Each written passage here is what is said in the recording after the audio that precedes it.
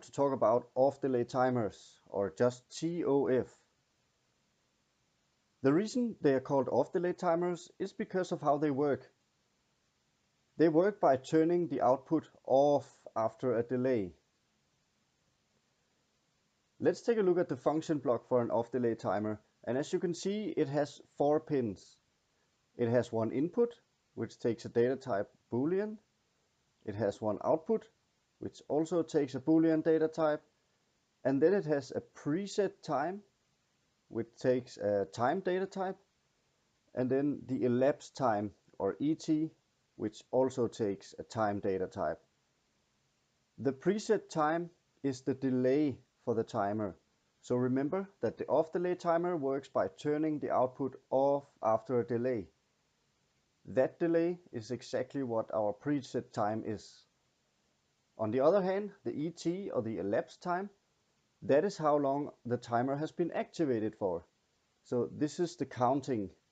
When the counting or the ET has reached the PT, then the timer function will be activated. To illustrate that a little further, let's have a look at a function diagram of the off-delay timer. And let me just start by turning on the input, and let's see what happens. As you can see, as soon as I turn on the input, the output will also be turned on. And that is because this is an off-delay timer. So remember again that it turns the output off after a delay. And in order to turn something off, it needs to be on already, of course. So that is why you can see here, when I turn on the input, the output is also turned on, but the ET, the elapsed time, didn't start to count yet. It only starts to count when I turn off the input again. You can see the output is still turned on, but the elapsed time now started counting. So when the elapsed time reaches the preset time, which is our delay, then the output will be turned off. And this is the reason why it's called an off-delay timer. Let's try it again. Let's turn on the input, turn it off again, and you can see it started counting time. But what will happen if I turn on the input again before we reach the PT, or the delay? Well, as you can see here, as soon as I turn on the input again, the elapsed time will be reset. So every time the input is turned on, the elapsed time will be reset again. So if you turn off and on the input during the counting of time, the counting will be reset.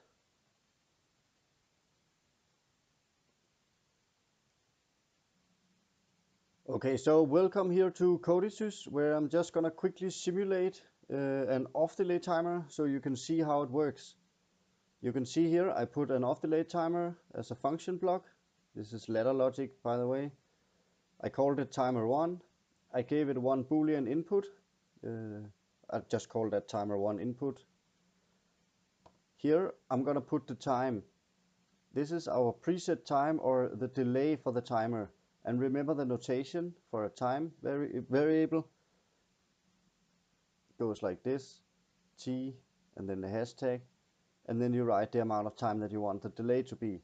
You could write 5 days, you could write whatever. I'm just gonna write 7 seconds now, because it's a good time to see how it works. We have enough time to see.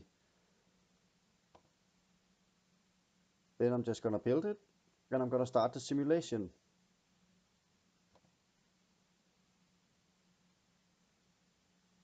And I'm gonna put the PLC in running mode. Now you can see here that the input is not activated yet. So the output is false. The PT is still 7 seconds, but the ET is now 0. Let's try to turn the input on and see what happens. As you can see, as soon as I turn on the input, the output will also be turned on. And this is because it's an off-delay timer, so in order to turn something off, it needs to be turned on. So that's the first thing that happens. Let's see what happens when I turn off the input. And as you can see, as soon as I did that, the elapsed time started to count. And as soon as the elapsed time reaches the preset time, or the delay of 7 seconds, then the output will be turned off. Let's try it one more time. I'm gonna turn on the input and the output is turned on, I'm sorry. Let's try to turn off the input again, but this time before the 7 seconds, so before the elapsed time has counted to 7 seconds, I'm gonna turn on the input again. So here I will turn off the input and it starts to count, but now I will turn on the input before the 7 seconds, and as you can see, the elapsed time has been reset to 0 again, and the output was never turned off. We can try it one more time. I'm going to turn it off. I'm going to turn it on again, and no more counting.